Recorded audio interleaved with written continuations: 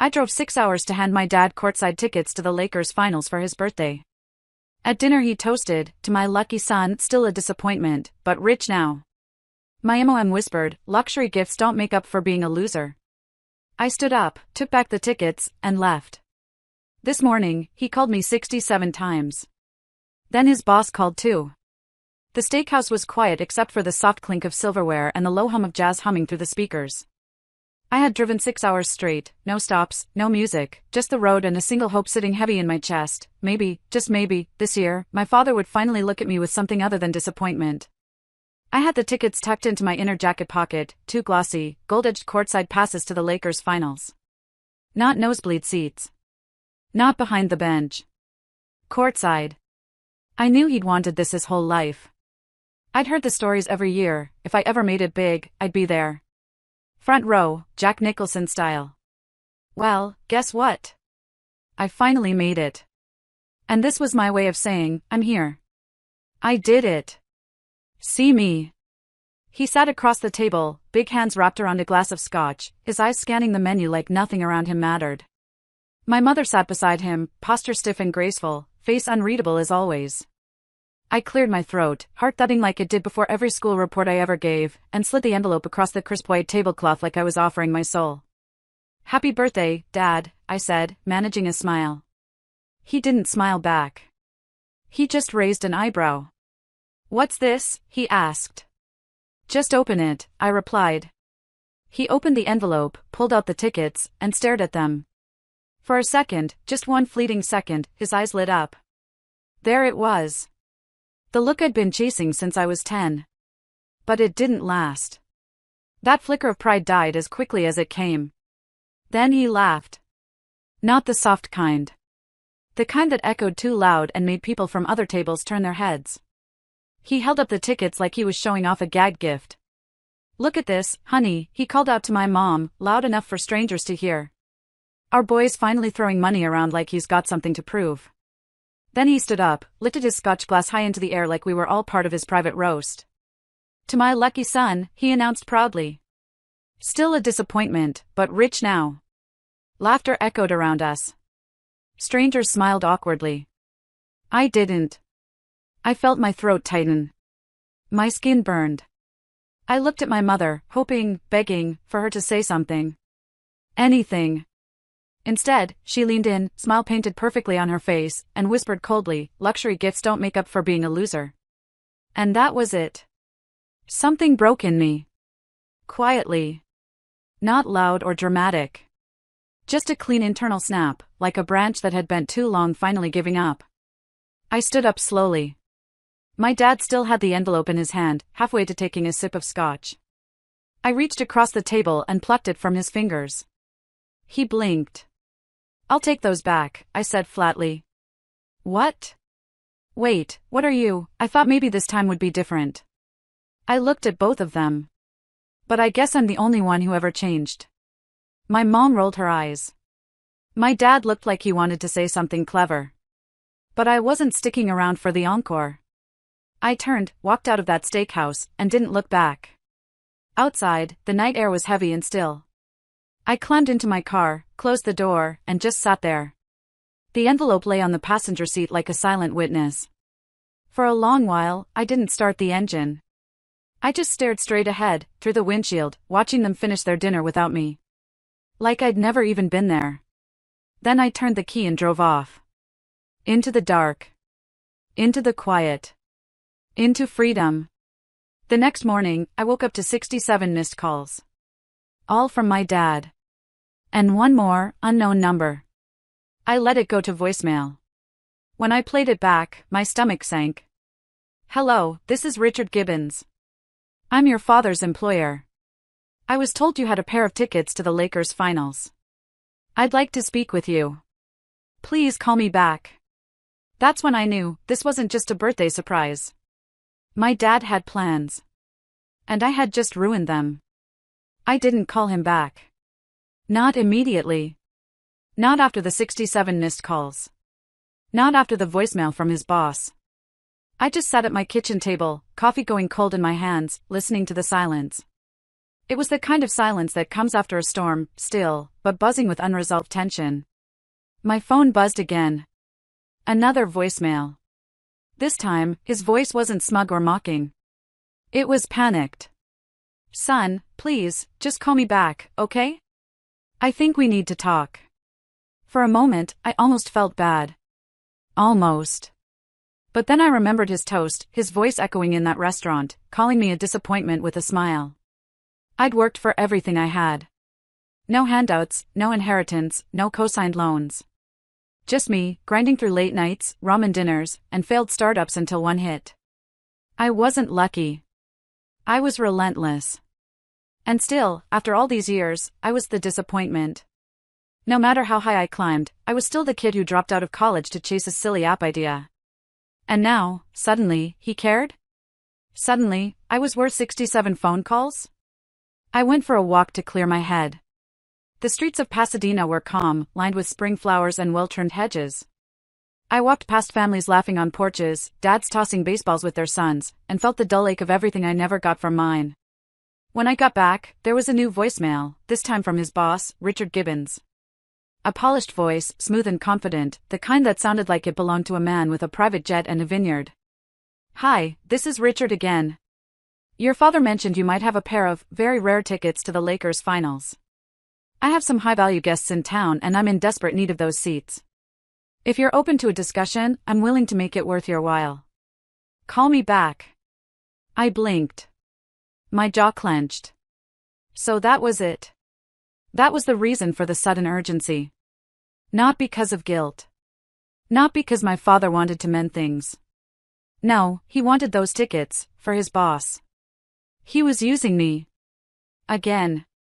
And now the man who raised me on belittlement and backhanded compliments had probably promised his boss those seats, courtside, no less, to impress him, maybe earn a promotion. I could almost hear him bragging, "My son runs a tech firm now. He's got connections, you know. Got me the best seats in the house." And if I didn't come through? That image would shatter. The perfect narrative he built around my success, one that only served his status, would come crashing down. And I'd be the reason. But wasn't that the truth? I'd always been the reason for his discomfort. Not because I failed, but because I succeeded without him. He couldn't control me. Couldn't claim credit. And that burned him. Now, finally, I held the upper hand. And this time, I wasn't giving it back. I wish I could say this kind of thing was new. But it wasn't. My dad had a way of dressing his cruelty in humor, always passing it off as just joking when he landed the hardest punches. Growing up, I learned that his love came with conditions: success, status, obedience. Anything less, and I was a burden. A problem. I remember my 12th birthday. I had spent weeks building a model rocket, carefully following the instructions, painting it, even naming it the Maverick. I was so proud.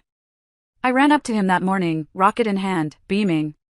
He barely glanced at it before muttering, "Should have used your time studying instead of building toys." That one sentence crushed me. I didn't touch that rocket again. It sat on a shelf collecting dust until Mom quietly threw it away. My mom wasn't much better. She didn't mock, she dismissed. Her love was like fine china, reserved for display, not for use. She'd pat my head when guests were around, but behind closed doors, she echoed his words. "Why can't you be more like your cousin Dean? Full ride to law school. Now that's something worth bragging about." So I stopped trying to impress them. I started living for me. I left college after my second year, took a leap of faith, and poured my soul into building something that mattered to me. I lived in a cramped studio with paper-thin walls, $8 menu dinners, and coded until my fingers ached. Every failure taught me something. Every late night was a step forward. And then, it happened. One app. One idea that clicked. A platform for remote workers to find gigs, simple yet powerful. Within 6 months, we had 500,000 users. In a year, a venture firm bought us out.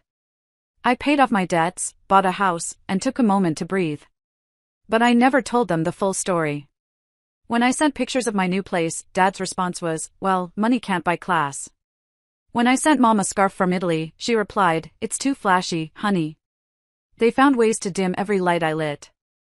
Still, this year, I thought maybe, just maybe, it could be different. It was Dad's 65th. A milestone. So I splurged. I got him the tickets, courtside seats to the NBA Finals. His team, the Lakers, playing in his home state.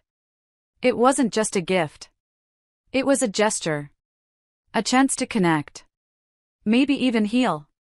I drove 6 hours to hand them to him in person. No assistants. No courier. Just me, his son, showing up with hope in his heart. And that night, over dinner, as I watched his eyes light up opening the envelope, I let myself believe, just for a second, that he was proud. But then came the toast.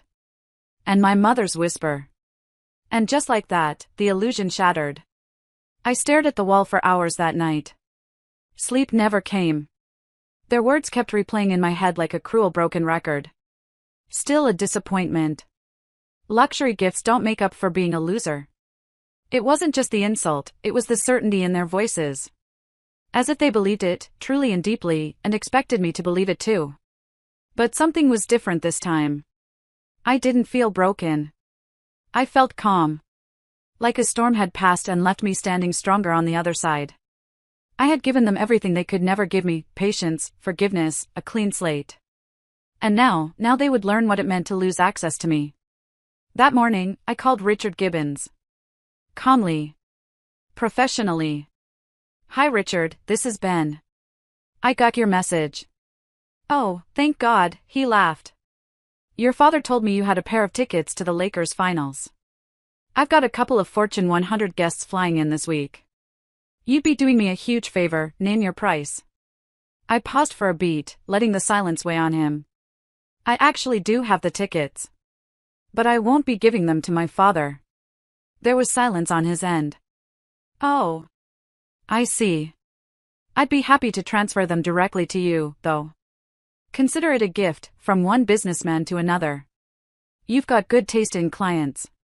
Richard chuckled, clearly relieved. Ben, I appreciate that more than you know. I forwarded the tickets instantly. No fuss. No theatrics. Just a quiet, clean move. The kind that makes the ground shift under someone's feet without them realizing it until it's too late. Then I made a second call, to Lakers event security. Hi, I'm the original ticket holder for seats A4 and A5 at the finals.